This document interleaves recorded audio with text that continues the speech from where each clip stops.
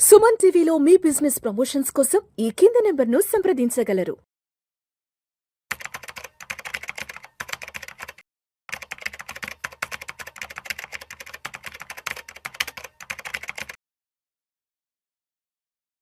నమస్తే, welcome to Suman TV. నేను విష్ణు. 2025వ సంవత్సరం పూర్తయిపోయి 2026వ కొత్త సంవత్సరంలోకి అడుగు పెడుతున్నాం. మరి కొత్త సంవత్సరంలోకి అడుగు పెడుతున్నాం కాబట్టి కొత్త సంవత్సరం నుంచి ఎటువంటి ఆర్థిక లక్ష్యాలను ఏర్పరచుకోవాలి, అంటే ఎటువంటి ఫైనాన్షియల్ రెజల్యూషన్స్ని మనం ఏర్పరచుకొని ముందుకు సాగాలి అనే దాని గురించి మనకు పూర్తిగా వారి యొక్క అనుభవాన్ని అందరూ కూడా క్రోడీకరించి మనకి పూర్తిగా దీనికి సంబంధించిన అనాలిసిస్ తెలియజేసేందుకు ప్రస్తుతం మనతో పాటు స్టూడియోలో certified wealth manager and certified financial planner Madhavi Reddy గారు, అదేవిధంగా సీనియర్ స్టాక్ మార్కెట్ అనలిస్ట్ ప్రభు మాలంపాటి గారు ఉన్నారు. వారిద్దరితో మాట్లాడి 2026 కొత్త సంవత్సరం నుంచి ఎటువంటి ఆర్థిక లక్ష్యాలను ఏర్పరచుకొని ముందుకు సాగాలి అనే దాని గురించి వారి మాటల్లో తెలుసుకుందాం. నమస్తే మాధవిరెడ్డి గారు. నమస్తే అండి. మాధవిరెడ్డి గారు, ఇంతకుముందు నేను చెప్పినట్లుగా 2025లో చేయలేని కొన్ని ఫైనాన్షియల్ కమిట్మెంట్స్ని మరి 2026 కొత్త సంవత్సరం నుంచి ఎటువంటి రెజల్యూషన్స్తో ముందుకెళ్తే బాగుంటుంది అంటారు? న్యూ ఇయర్ అనగానే అందరూ రెజల్యూషన్ లిస్ట్తో స్టార్ట్ అయిపోతూ ఉంటారండి. అది హెల్త్ పరంగా కానీ వెల్త్ పరంగా కానీ. హెల్త్ పరంగా కొంచెం జిమ్లో జాయిన్ అవుదాము, యోగా సెంటర్లో జాయిన్ అవుదాము, ఈ రకమైన యాంగ్జైటీ ఎక్కువగా మనకి ఈ జనవరిలో కనిపిస్తుందండి. అదే ఎంతూజియాజం వెల్త్ వైపు కూడా పెడుతూ ఉంటారండి. మన ఫైనాన్సెస్ అన్ని ఎలా ఉన్నాయి, ఏ విధంగా బెటర్ చేయొచ్చు అనేది. దానికి మనం కొన్ని ఇన్పుట్స్ ఇద్దాము. ఏ ఏరియాలో మనం ఎక్కువ ఫోకస్ చేయాలి ఈ 2026లో. మనం అంతా చూసింది 2025లో వెరీ అన్సర్టైన్ చూసామండి. అన్సర్టనిటీ అంటే ఒకవైపు రియల్ ఎస్టేట్ పెద్దగా వర్కౌట్ అవ్వలేదు, చాలా మంది స్టక్ అయి ఉన్నారు. అలానే స్టాక్ మార్కెట్లో కూడా మనకి రిటర్న్స్ కరెక్ట్గా రాలేదు, అందులో కూడా స్టక్ అయి ఉన్నారు. ఈ విధంగా ఏఐ ఆర్టిఫిషియల్ ఇంటెలిజెన్స్ వచ్చి అందరినీ కొంచెం భయపెట్టిందండి. అంటే జాబ్స్ అనేవి అన్సర్టనిటీ అనేది చాలా కామన్. ఎప్పుడైనా జాబ్ అనేది ఉండొచ్చు, ఉండకపోవచ్చు అనేది ఈ ఆర్టిఫిషియల్ ఇంటెలిజెన్స్ వచ్చిన తర్వాత అన్ని ఏరియాస్లో కూడా ఈ స్కిల్స్ని పెంచుకోవటం కానీ, లేకపోతే ఈ జాబ్స్ అనేవి కొంచెం లైక్ అన్సర్టనిటీ అనేది మనకి బాగా పెరిగిందండి. ఇది ఒక లెసన్ లాగా మనం తీసుకోవాలి. అలానే బిజినెసెస్ కూడా కొన్ని డల్ అయ్యాయి. ఈ విధంగా మనం ఉన్న సిచ్యువేషన్స్లో ఐదర్ జెన్జీస్ కానీ, అంటే ఇప్పుడే ఐటీ కంపెనీస్లో జాయిన్ అయిన వాళ్ళకి దగ్గర నుంచి సీనియర్ సిటిజన్స్ వరకు మేము చెప్పేది ఏంటంటే అంత అమౌంట్ కూడా మీరు ఫిక్స్డ్ అసెట్స్లో పెట్టేయకండి.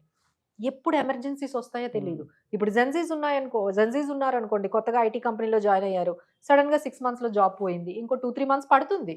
డెఫినెట్లీ 2-3 months లో ఇంకో జాబ్ వస్తుంది. బట్ ఈ లోపు ఎట్లా మెయింటైన్ చేయాలి? మళ్ళీ again they have to like మళ్ళీ క్రెడిట్ కార్డ్స్, ఈ లోన్స్ వీటి మీదకి వెళ్లకుండా ఒక క్యాష్ ఫ్లో అనేది, ఒక ఎమర్జెన్సీ ఫండ్ అనేది కానీ మెయింటైన్ చేసేసుకోవాలి. అలానే సీనియర్ సిటిజన్స్ కూడా అండి, ఇప్పుడు హెల్త్ పరంగా వాళ్ళకి కూడా తెలియకుండా ఏదో యాన్యుటీ ప్లాన్స్ తీసేసుకోవడము, లేదు అంటే ఈ స్కీముల్లోకి వెళ్ళిపోవడం, అది ఇమీడియట్ కావాలంటే మనీ రాదండి. అలానే రియల్ ఎస్టేట్ లో కూడా ఉంటున్నారు, వాళ్ళకి ఇమీడియట్ గా 5 lakhs కావాలంటే భయపడిపోతారు, ఎక్కడి నుంచి తెచ్చుకోవాలి అనేది.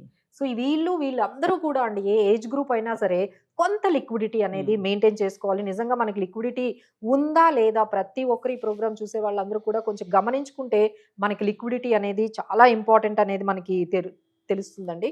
ఇంకోటి ఏంటంటే టైమింగ్ అండి. అందరూ ఏంటంటే మార్కెట్ని, అంటే అది సిల్వర్ కానీ, గోల్డ్ కానీ, లేకపోతే స్టాక్స్ కానీ టైమింగ్ చేయడం మొదలు పెడతారు. ఇది పెడితే ఇంకా నెక్స్ట్ ఇమీడియట్గా మనకి రిటర్న్స్ రావాలి. టైమింగ్ చేయడం అనేది కొంచెం తగ్గించేసుకోవాలి. మార్కెట్స్ని చేస్ చేయడము, లేకపోతే ఏది రిటర్న్స్ ఇస్తుందో దాన్ని చేస్ చేయడము, ఇవన్నీ కూడా టైమింగ్ చేయకుండా మనం ఏం చేయాలి అంటే కన్సిస్టెన్సీ అనేది డెవలప్ చేసుకోవాలి. Instead of chasing the timing and returns, కన్సిస్టెంట్గా మనము ఒక డిసిప్లిన్డ్గా, ఒక స్ట్రాటజికల్గా వెళ్తే అసలు వెల్త్ని క్రియేట్ చేయడం అనేది చాలా ఈజీ అయిపోతుందండి. మనం ఎప్పుడైతే గ్రీడ్కి వెళ్ళిపోయామో, లేదు ఫియర్ అండి. ఫియర్ కూడా ఇప్పుడు మనకి చాలా మంది మా క్లయింట్స్ కూడా ఏమంటారు, మేడం 1 year నుంచి ఏం రిటర్న్స్ రావట్లేదు, ఎస్ఐపీలు ఆపేయమంటారా? ఈ క్వశ్చన్స్ ఎక్కువైపోయాయి 1 year రాకపోయేసరికి రిటర్న్స్. ఎందుకంటే లాస్ట్ 23లో 24లో 20-30% రిటర్న్లు చూసారు కదా. ఈ 20-30% రిటర్న్లు చూసి ఇప్పుడు నెగిటివ్ కనిపించగానే వాళ్ళకి భయం వేస్తుంది. మేడం కొంచెం వాళ్ళకి అర్థం అవ్వాల్సింది ఏంటంటే వాల్టిలిటీ టైంలోనే ఎస్ఐపీస్ కంటిన్యూ చేయాలి.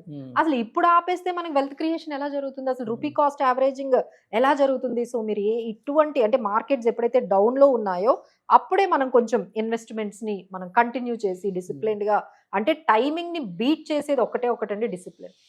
డిసిప్లిన్ తోని మీరు టైమింగ్ ని బీట్ చేయొచ్చు, మీరు వెల్త్ అనేది మనము క్రియేట్ చేయొచ్చు. అలానే అసెట్ అలొకేషన్ అండి, అంటే చాలా మంది వాళ్ళకి ఇష్టమైన అసెట్ క్లాస్ లోని స్టక్ అయిపోతారు. ఇప్పుడు నాకు ప్లాట్స్, ఫ్లాట్స్, లేకపోతే రియల్ ఎస్టేట్ ఇష్టం అంటే అందులో ఉండిపోవడం. ఇక గోల్డ్, సిల్వర్ గురించి అయితే చెప్పక్కర్లేదు. ఉన్నాయా వాళ్ళకి ఇష్టమైందంటే ప్రతిసారి వెళ్ళి ఆ గోల్డ్, సిల్వర్ను కొనటం. అలానే మొత్తం అమౌంట్ అంతా తెచ్చి EFDs లోని, పోస్ట్ ఆఫీస్, లేదు మొత్తం అమౌంట్ అంతా తెచ్చి స్టాక్ మార్కెట్ లో కూడా పెట్టకూడదు. They have to have maintain certain asset allocation. ఏది ఒకటే దాంట్లో మనము 80%, 90% ఇన్వెస్ట్మెంట్స్ ఉండకూడదు. సో అలా ఉన్నాయి అంటే మీరు ఇంకొంచెం చేంజెస్ చేసుకోవాలి. 2026లో యూ నీడ్ టు డూ. ఎక్కడ మనం ఎక్కువగా కాన్సన్ట్రేట్ అయిపోయామో మనం చెక్ చేసుకొని అక్కడ నుంచి కొంచెం ఆ అమౌంట్ని మనం కొంచెం డెట్లో ఎంత ఉన్నాము, ఈక్విటీలో ఎంత పోర్షన్ ఉంది, గోల్డ్లో ఎంత పోర్షన్ ఉన్నాము, ఈ విధంగా కొంచెం రీబ్యాలెన్సింగ్ అంటా ఉండే. అంటే టెక్నికల్ వర్డ్ ఏంటంటే ఈ అసెట్ అలొకేషన్లో రీబ్యాలెన్సింగ్ అనేది మనం ఇయర్లో మీరు 2026 స్టార్ట్ అవ్వగానే మనం ఎక్కువగా ఓవర్గా అయిన వాటిల్లో వెళ్ళాలండి. ఎస్పెషల్లీ ఏంటంటే గోల్ అనేది పెట్టుకోవాలండి ప్రతి ఒక్కరు. సో ఈ 2026లో మీరంతా కూడా ఒక గోల్ అనేది సెట్ చేసుకోండి. ఆ గోల్ బేస్డ్ తో మనీ అనేది ఇన్వెస్ట్ చేయొచ్చు. లేదు, ఎందుకంటే నవ్ డేస్ డెట్ అనేది గ్రోత్ గా ఉండాలండి. Debt should not kill your cash flows. ఇప్పుడు డెట్ అనేది అవైలబుల్ గా చాలా ఈజీ అయిపోయిందండి. నేను 2025 and 26లో అసలు డెట్ ఇంత అవైలబుల్ నేను ఎప్పుడు చూడలేదు. పిలిచి మరి అంటే గోల్డ్ పెట్టి లోన్లు ఇస్తున్నారు. అసలు మీకు ఎలిజిబిలిటీ లేకపోయినా లోన్ ఇస్తున్నారండి. ఈవెన్ దో మీ శాలరీ 1 lakh ఉంటే 2 crores లోన్ ఇచ్చిన వాళ్ళు కూడా ఉన్నారు బ్యాంక్స్. అంతలాగా క్రెడిట్ అనేది మార్కెట్ లో అవైలబుల్ గా అయిపోయి అందరూ డెట్స్ ఇస్తున్నారు కదా అని తీసుకుంటున్నారండి. బట్ ఇస్తున్నారని తీసుకోకూడదండి. మనకి ఆ పే చేసే కెపాసిటీ ఉందా, అసలు మనం తీసుకున్న ఈ డెట్ గ్రోత్కు వెళ్తుందా, మన క్యాష్ లోని కిల్ చేస్తుందా అనేది మీరు అర్థం చేసుకోవాలి. అవైలబుల్గా ఉన్న ప్రతి డెట్ని మీరు పిక్ చేయకండి. So better you control the debts, should go towards growth వైపు మనం వెళ్తే కొంచెం బడ్జెటింగ్ని కొంచెం కాన్సన్ట్రేషన్ అండి. అంటే ఇప్పుడు బాగా మనము ఈ ఫోన్పేలో వచ్చిన తర్వాత ఇమ్మీడియట్గా అసలు నేను కొంతమందిని చూసానండి. అంటే వాళ్ళు మా క్లయింట్స్ కొంతమంది చెప్పారు ఓన్లీ ఫుడ్ కి 40,000 ఖర్చు పెడతారంటండి. జొమాటోలో అంటే స్విగ్గీలో 40,000 ఖర్చు పెడతారంటండి. Can you believe it? Even I was shock. 40,000 per month only దానికే ఖర్చు పెడతారు. లేదు మేడం మాకు అలవాటు అయిపోయింది, మేము ఇట్లనే ఖర్చు పెడతాము. So these are all the things has to be ఒక్కసారి పుట్ ఇట్ ఆన్. మీరు ఒక రాడార్లో పెట్టుకోండి. దేనికి, ఎంటర్టైన్మెంట్కి, మన నీడ్స్కి, వాంట్స్కి ఎంత ఖర్చు పెడుతున్నామో దాన్ని బట్టి కూడా మనం గోల్స్ కానీ పెట్టుకుంటే మనం కొంచెం డైవర్ట్ అవుతాం towards savings and investments. So thank you so much Madhu Reddy గారు. సో ప్రభు గారు, మీ దగ్గరకు వచ్చేస్తున్నాను. మరి 2026 కొత్త సంవత్సరంలో ఫైనాన్షియల్ రెజల్యూషన్ సెట్ చేసుకుని ఫైనాన్షియల్గా బాగా స్ట్రెంథన్ అవ్వాలి, స్ట్రాంగ్ అవ్వాలి. 2025లో చేసిన తప్పుల్ని సరిదిద్దుకొని 2026వ సంవత్సరంలో కొత్త ఆర్థిక లక్ష్యాలను ఏర్పరచుకొని ఆ వైపుగా ప్రయాణం సాగించాలి అంటే మీరేం చెప్తారు? రిజల్యూషన్ అనగానే డిసెంబర్లోనే వస్తుందండి. అవును, మళ్ళీ కనపడదు ఆ మాట. మళ్ళీ నెక్స్ట్ డిసెంబర్లోనే ఆలోచిస్తారు. అది కూడా మీరు అన్నట్టు జిమ్ అంటారు, వారం రోజులు, January 15th దాకా ఉంటది. తర్వాత జిమ్ లేదు, షూ అక్కడ కొత్త షూ ర్యాక్ లోనే ఉంటాయి. బాడీ పెయిన్స్ రాగానే జిమ్ ఆపేస్తారు. అంతే. మన మైండ్ లోకి వచ్చిందంటే ఇది చెయ్యాలి, ఇది మంచిది అన్నప్పుడు ఇట్స్ డే 1 is best. అంటే well begin is half done. ఎప్పుడైనా చేయొచ్చు, ఇప్పుడే చేయాలి. ఏదో ముహూర్తం, ఏదో జనవరి 1st మంది కాదు, అది ఇంకా చెప్పాలంటే మంది కాదు అసలు. సో డబ్బులు ఉన్నప్పుడే పండగ. సో ఆ డబ్బులు ఎలా డైవర్సిఫై చేయాలి, ఎట్లా డిస్ట్రిబ్యూట్ చేయాలి, ఇప్పుడు నాకు అవసరం ఎలా తీర్చుకోవాలి, నా పిల్లలకి, నా ఫ్యామిలీకి ఎట్లా కావాలి, ఫ్యూచర్ లో సపోజ్ లేకపోయినప్పుడు ఎలా వాళ్ళు ఇబ్బంది పడకుండా ఉండాలంటే ఏం చేయాలి. It's financial planning. So security ఇవ్వాలి ముందు. ఆ సెక్యూరిటీ ఎలా ఇస్తున్నాం? Health insurance main. ఎందుకంటే వెల్త్ క్రియేట్ కావాలంటే హెల్త్ ఉండాలి. ముందు హెల్త్ చూసుకోండి first. Health is very important. అది లేనిది అసలు డబ్బులు రావు. ఇంకా 40 years అయినా ఏజ్ ఉందనుకోండి, డెఫినెట్ గా సంపాదించవచ్చు మార్కెట్లో. ఎందుకంటే మార్కెట్లో సంపాదించి పెళ్లి చేసిన వాళ్ళు చూశాను, ఇల్లులు కొనుక్కున్న వాళ్ళు చూశాను.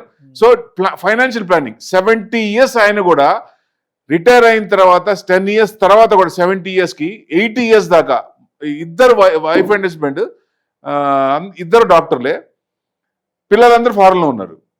10 years మార్కెట్ మీద రిటర్న్స్ తీసుకొని they enjoyed a lot. It's a financial planning అంతే. ఎవ్వరు ఎట్లా, మన టార్గెట్స్ ఏంటి, మన గోల్స్ ఏంటి, మనకి ఎప్పుడు కావాలి, అవసరానికి ఎప్పుడు కావాలి, మనకు డబ్బులు సంపాదించిన అక్కడికి రాకపోతే వేస్ట్ డబ్బులు. సో ఆ టైంకి ఎలా తీసుకోవాలి, మేడం అన్నట్టు కొంచెం క్యాష్ పరంగా పెట్టుకోవాలి. ఎఫ్డీలు వద్దంటున్నారు కానీ ఎఫ్డీలు కొంత పర్సంటేజ్ ఉంటేనే మంచిది, ఎందుకంటే అవసరానికి అక్కడికి వస్తాయి. కోవిడ్ లో చూసాం కదా, గోల్డ్ కానీ, ఎఫ్డీస్ కానీ, క్యాష్ కానీ, ఇట్లాంటివన్నీ బాగా పనికొచ్చినాయి. చాలా ఉండాలి, 100% కొంత పర్సెంటేజ్ దాంట్లో ఉండాలి. ఎందుకంటే cash is the king. Market పడినప్పుడు మన దగ్గర డబ్బులు లేవనుకోండి, యావరేజ్ చేయడానికి డబ్బులు కావాలి కదా. సో డెఫినెట్ గా cash is the king. Cash అనేది కొంత పర్సెంటేజ్ మనకు ఉంటే క్వశ్చన్ ఉంటుంది. సో దానికి అనుగుణంగా మనం ఎలా వెళ్ళాలి, ఎటు వెళ్ళాలి అనేది ధైర్యం, మనోధైర్యం వస్తుంది. అదే క్యాష్ లేదనుకోండి, మెంటల్ టెన్షన్ పెరుగుద్ది. ఫిజికల్ ఇది పోయి మెంటల్ టెన్షన్ అల్లాడిపోతాం. సో డెఫినెట్ గా వెల్త్ క్రియేట్ అవ్వాలంటే ముందు హెల్త్ ఇంపార్టెంట్. తర్వాత వెల్త్ క్రియేట్ చేసుకోవాలంటే కొన్ని చేయాల్సినవి ఉన్నాయి. రిజర్వేషన్లు వద్దు అసలు. మీరు ఎప్పుడు మీ మనసులో వచ్చింది, మీ ఫ్యామిలీకి ఏం కావాలి, మీకేం కావాలి, మీ టార్గెట్ ఏంటి, మీ టేస్ట్ ఏంటి, దాని ప్రకారం ఇన్వెస్ట్మెంట్ చేస్తే డెఫినెట్ గా ఎవరైనా సరే వెల్తీ చేస్తూ అవుతారు. ఆ స్టేట్ వెల్తీ అవుద్ది, కంట్రీ డెవలప్ అవుద్ది, జీడిపి పెరుగుద్ది, రొటేషన్ అవుద్ది, ఫెంటాస్టిక్ ఉంటుంది. సో డెఫినెట్ గా అట్లాంటివి అంటే మేడం అన్నట్టు పరిగెత్తే దాన్ని పట్టుకునే కంది. Don't chase the bus. పక్కన ఆయనకు వచ్చినాయి, నేను కూడా అది చేస్తే వస్తాయి అని. ఇప్పుడు ఏదన్నా ఒక్క షాపు మన ఊర్లలో చూస్తాం, ఒక్క షాప్ పెట్టంగానే ఆయన కొంచెం సంపాదించుంటాడు, టక్క అదే ప్రోడక్ట్ 10 షాపులు వస్తాయి. సో అప్పుడు ఏమవుతుంది, డిస్ట్రిబ్యూట్ అవుద్ది. సో డెఫినెట్ గా అలాంటి పనులు చేయొద్దు. సో డెఫినెట్ గా డిఫరెంట్ గా ఉండాలి. అంటే ఫ్యూచర్ జనరేషన్ స్టాక్స్, మన ఫ్యూచర్ కోసం ఫ్యూచర్ జనరేషన్ స్టాక్స్ ఏంటి, అది 14% 15% మినిమం సిఏజిఆర్ ఇస్తుందా లేదా, అలాంటి కంపెనీల్లో పెట్టుకుంటే డైవర్సిఫికేషన్ లేదు. డైవర్సిఫికేషన్ దగ్గరే కంపెనీలు దెబ్బతింటాయి. ఆ కంపెనీలు ఎక్కడ పెడుతున్నాయి, తీసుకెళ్లి బాగా సంపాదించి రిలేషన్ లో పెడతారు, అది కుదేలే అవుద్ది మొత్తం. అంటే ఉండనాలకి ముందేస్తే కొండనాలకి పోయినట్టు, సో మొత్తం ఊడ్చుకుపెట్టిపోద్ది. సో అట్లాంటివి చేయకుండా నామినల్ గా మనకి 20 to 30% మినిమం మార్కెట్ లో వచ్చే అవకాశాలు ఉన్నాయి. దానికి అనుగుణంగా ఎలా చేయాలనేది మీకు తెలిస్తే చేయండి, లేదా ఒక ఎనలిస్ట్ ని హైర్ చేసుకొని డెఫినెట్ గా వాళ్ళ సూచనలు సలహాలు తీసుకొని ముందుకెళ్తే వెల్త్ అనేది క్రియేట్ అవుద్ది. మీకు హెల్త్ అనేది ఇంకా డెవలప్ అవుద్ది. వెల్త్ మీకు మల్టీఫోల్డ్ అవుద్ది హెల్త్ ఉంటే. సో డెఫినెట్ గా ఈ రకంగా చేస్తే మంచిదని నా ఉద్దేశం. సో డబ్బులు సంపాదించడం మీద చాలా టైం పెడుతున్నారండి, బట్ ఆ డబ్బులు మేనేజ్ చేయడం మీద ఎక్కువ టైం పెట్టట్లేదు. సో మనీ మేనేజ్మెంట్ మీద కూడా ఇప్పుడు ఏంటి, ఇయర్ ఎండ్ వచ్చింది, రివ్యూ చేసుకోవాలి కదండి. మన స్కీమ్స్ ఎట్లా ఉన్నాయి, మన స్టాక్స్ ఎలా ఉన్నాయి, అంటే ఇన్వెస్ట్ చేసేయడం వదిలేయడం, పాలసీలు కట్టేయడం వదిలేయడం, అలానే మనకి స్టాక్స్ కొనేయడం వదిలేయడం, ఇలా బాగా అంటే 20 పాలసీలు 30 పాలసీలు ఉంటాయి. వాటిని రివ్యూ చేయించాలి, పనికి వచ్చిందా లేదా అనేది. అలా ప్రీమియంలు కట్టేస్తూ ఉంటారు. అలానే మ్యూచువల్ ఫండ్ స్కీమ్స్ ఒకసారి స్టార్ట్ చేస్తే ఇంక అదే అసలు లైఫ్ లాంగ్ అన్నట్టు. ఆ స్కీమ్ పెర్ఫార్మెన్స్ చూడరు, ఏమి చూడకుండా దాన్నే కంటిన్యూ చేసేసి అలా ఏం చేయకండి. సో ఇదొక రెజల్యూషన్ ఏంటంటే, ఒక్కసారి రివ్యూ అనేది మనం చేసుకోవచ్చు. లేదు అంటే మళ్ళా వచ్చి మా దగ్గరకు వచ్చిన ఫైనాన్షియల్ కన్సల్టెంట్ దగ్గరికి కానీ, ఫైనాన్షియల్ ఎక్స్పర్ట్స్ దగ్గరికి వెళ్తే ఒకసారి వాళ్ళు రివ్యూ చేసేస్తారు, అంత రిఫ్రెష్ చేస్తారు. ఇప్పుడు బాలేని స్టాక్స్ ఏమైనా ఉంటే వచ్చేయాలండి. బాలేని మనకి స్కీమ్స్ ఏమైనా పెర్ఫార్మెన్స్ చేయలేదంటే మనం బయటకి వచ్చేయాలి. సో ఇలాంటివన్నీ, అలానే మనకి మంచిగా ఇష్టం లేదు అనుకుంటే ఆ పాలసీల నుంచి కూడా మనము సరెండర్ చేసేయచ్చు. ఇలాంటి చేంజెస్ అన్ని చేస్తే మనకి మనీ బాగా సేవ్ అవుతుందండి. అంటే సంపాదించడమే కాదు, మనీ మనం సేవ్ చేయడం కూడా, ఇంకా మేనేజ్మెంట్ కూడా కరెక్ట్గా ఉండాలి. ఫైనాన్షియల్ మేనేజ్మెంట్ కూడా మనకి చాలా వెల్త్ క్రియేట్ అవుతుంది కదండి. సో రెండు కూడా చేసుకుంటే బాగుంటుంది. ఎస్ ప్రభు గారు, అసలు లేని వాళ్ళకి మనం చెప్తున్నాం, ఆల్రెడీ సంపాదించిన వాళ్ళు ఇన్ఫ్లేషన్ బీట్ అవుతూ ఇంకా దాన్ని మల్టీఫోల్డ్ చేయాలి, ఫ్యూచర్ జనరేషన్ చేయాలంటే ఏం చేయాలి? ఇన్వెస్ట్మెంట్ అంటే ఈక్విటీ మార్కెట్ లో ఇన్వెస్ట్మెంట్ చేసినప్పుడు ట్యాక్స్ బెనిఫిట్ ఉందా లేదంటారు అందరూ. It is there, but investment 1 crore, investment 1 crore, tax benefit ఉంది. ఎవ్రీ 4 years 5 years కి అమౌంట్ డబుల్ అవుద్ది, ట్యాక్స్ కట్టక్కర్లేదు. సో అట్లాంటివి, ఎందుకంటే ఒక స్టేజ్ వరకు మనిషి సంపాదించడంకు వ్యసనం ఉండాలి. ఆ తర్వాత స్టేజ్ లో మనీ మనకే సంపాదించి పెట్టాలి. ఆ ప్లానింగ్ చేసుకుంటే చాలండి. Right sir. Thank you sir, thank you so much ప్రభు గారు, and thank you so much Madhavi Reddy గారు. అండ్ 2026 కొత్త సంవత్సరం నుంచి ఎటువంటి ఆర్థిక లక్ష్యాలను ఏర్పరచుకుంటే మనం వెల్త్ క్రియేషన్ దిశగా ముందుకు వెళ్ళగలం అనే దాని గురించి చాలా చక్కగా అండ్ మీ స్టైల్లో మన ఆడియన్స్కి ఒక మంచి ఇన్ఫర్మేషన్ పాస్ ఆన్ చేస్తే thank you so much sir. Thank you.